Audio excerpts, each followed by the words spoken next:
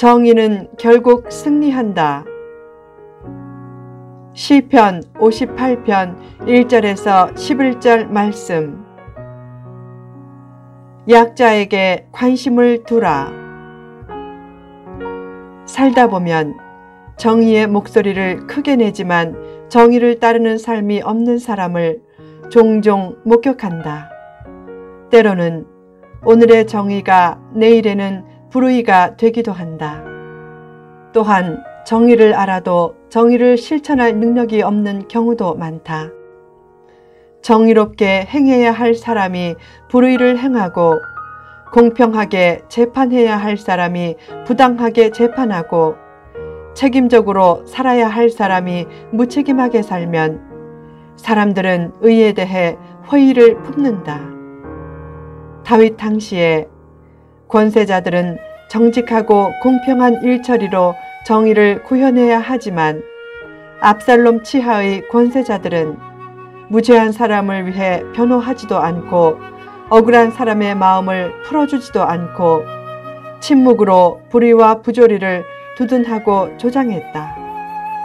그런 모습은 복된 모습이 아니다.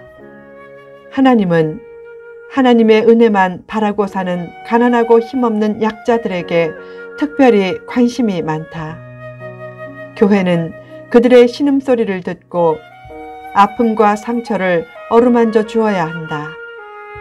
물론 무조건 약자 편을 드는 것이 기독교의 사랑은 아니다. 동정심을 이용해 부당한 요구를 하고 불의한 이익을 취하는 약자들도 많다. 기독교의 사랑은 공의를 기반으로 해야 한다. 사랑만큼 공의를 앞세우고 공의만큼 사랑을 앞세워야 한다. 무조건 강자 편이나 약자 편을 들기보다 의로운 자의 편을 들어야 한다. 아들이 뺑소니 사고를 냈으면 불의하게 증거를 조작해서까지 빼내려고 하기보다 당당하게 잘못을 인정하고 처벌을 감수하게 하는 부모가 진짜 아들을 사랑하는 부모다. 불의하고 부당한 판결은 사회적 상처를 낳는다. 더 나아가 불의하고 부당한 판결을 보고도 잠잠한 것은 악을 행하고 폭력을 행사하는 것과 같다.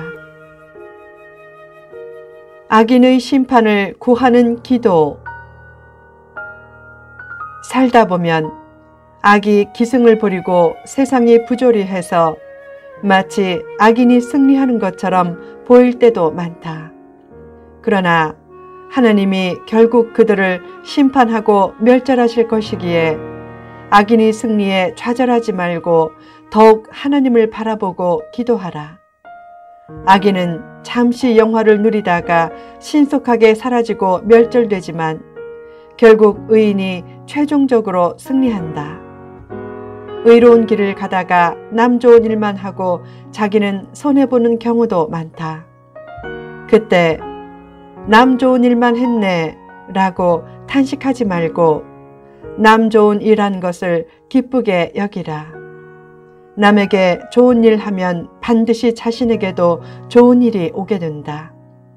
소유의식보다 존재의식이 더 중요하고 존재의식보다도 관계의식이 더 중요하다. 나는 누구인가도 중요한 문제지만 내가 하나님과 사람에게 어떤 의미가 되어 살아야 하는가가 더 중요한 문제다. 인격 관계에서 헌신을 앞세워 산다면 일시적으로는 손해인 것 같아도 최종적으로는 유익이 된다. 믿음이 무엇인가?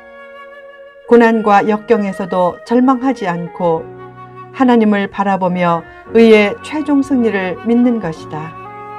또한 절망의 파도가 엄습할 때도 소망의 하나님을 바라보며 사는 것이고 자기 힘으로는 길이 보이지 않는 캄캄한 밤에도 빛과 능력이신 하나님을 의지하며 사는 것이다.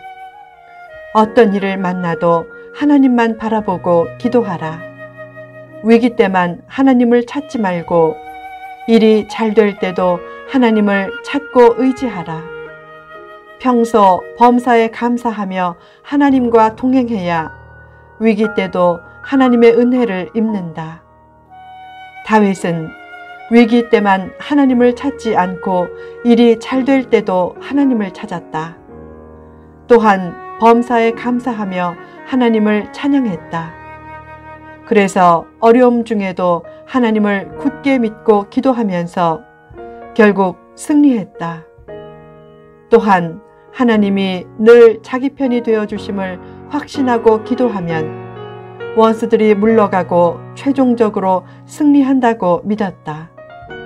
그처럼 하나님이 자기 편임을 믿고 하나님의 정의 실현을 위해 기도하면 하나님은 의로운 심판을 통해 의인이 악인을 딛고 일어서게 하실 것이다.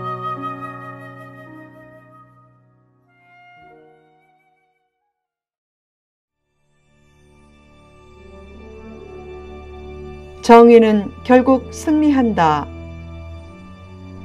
다윗은 의의 최종 승리를 믿고 고백했다.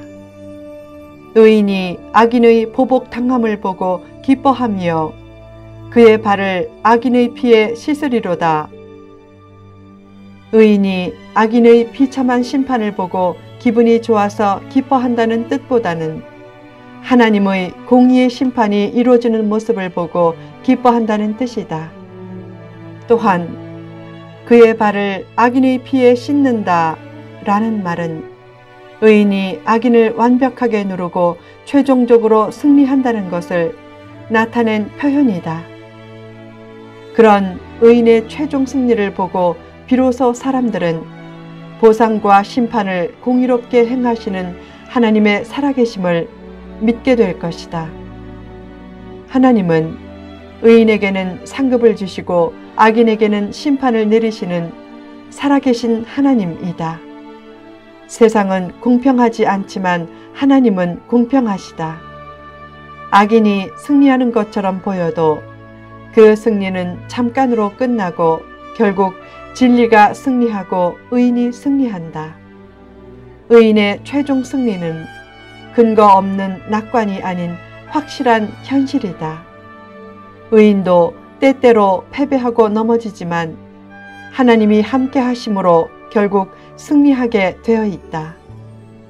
손해를 보면 의를 위해 십자가를 진 셈치고 누군가를 위해 부조한 셈치라. 그것은 애처로운 자기 위안이 아니다.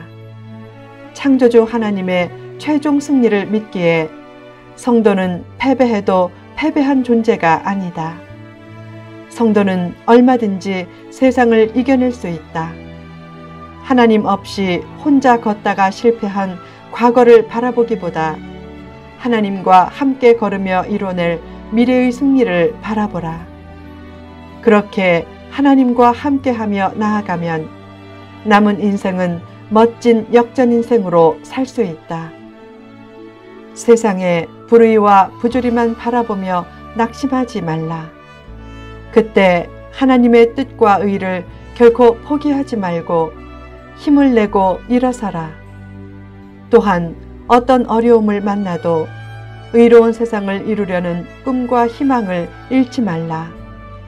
할 수 없다 라는 말은 사탄이 제일 좋아하는 말이다. 의로운 세상을 이루는 것이 분명한 하나님의 뜻이라면 하나님이 의로운 세상으로 나아갈 수 있는 기회도 주시고 길도 열어주실 것이다. 하나님은 숨바꼭질을 하시지 않는다. 자신이 쉽게 흔들리니까 마치 하나님이 숨바꼭질을 하시는 것처럼 느끼는 것이다.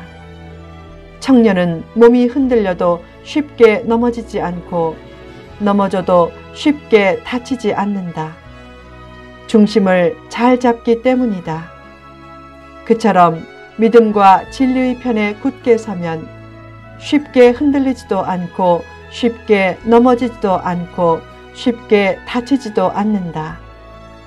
하나님은 언제 어디서나 진실과 정의의 편에 서서 승리하게 하신다. 늘 진실과 정의를 추구하고 진리의 편에 서라. 영혼을 자유하게 하는 진리는 진실과 진심과 진정을 통해 꽃핀다. 법의 원래 목적은 강자들의 폭력에 의해 약자들이 유린되는 일을 막기 위한 것이다. 그러나 현실은 반대로 되어 법이 공의롭게 집행되지 않을 때도 많다. 결국 법대로만을 외치면 세상은 차가워진다. 법을 존중하면서도 하나님의 뜻대로 살려고 하라. 법이 사람을 지켜주지 못하면 하나님의 뜻을 따라 사는 사람들이 사람을 지켜주어야 한다.